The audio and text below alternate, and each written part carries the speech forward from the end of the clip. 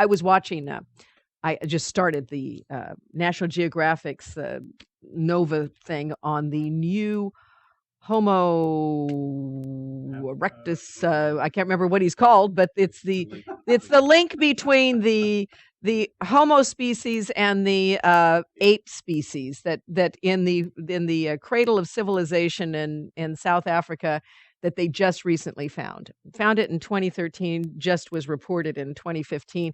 It's kind of almost, it's not the missing link, but it's that link between the two species that explains that we had not found for a long time.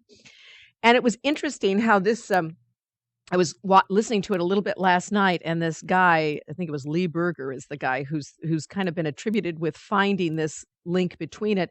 And now he's been spending so much time trying to find the fossils that link this kind of missing period of time between this evolutionary process. How he was saying all these things that happened, it just had to perfectly happen because the people the builders of the town of Johannesburg were blowing up, dynamiting these areas that they did not know were rich with these fossils that would explain this missing link, which they didn't know was even missing at that time.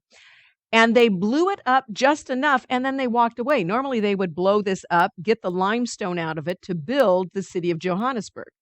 But they didn't pull out any of the limestone in that area for some reason. They left it.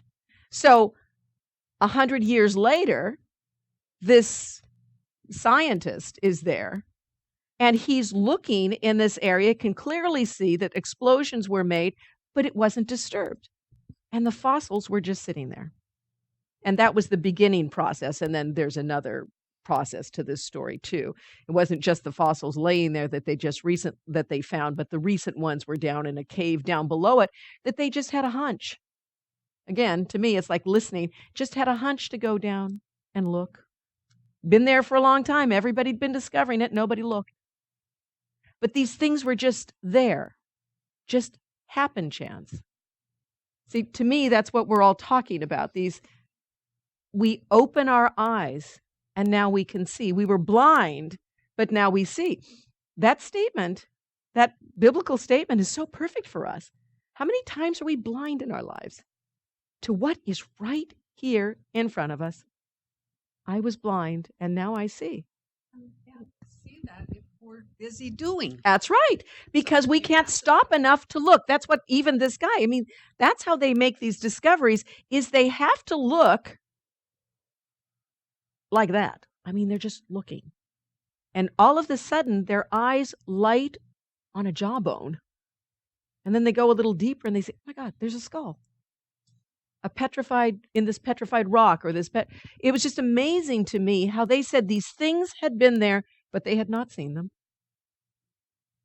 because they didn't look. And so it is so true for all of us. The riches that we're looking for, the answers, the pot of gold that we're looking for, it is all there within our minds, within our very beings. But we do not still our minds, and we do not see it even though it is all around us. You know, Jesus would say that all the time. The kingdom of heaven is here. The kingdom of heaven is now. It is here now, and you are not seeing. So those that have eyes, look, and those that have ears, hear. You know, it is time for us to be aware. That's all this is ever saying.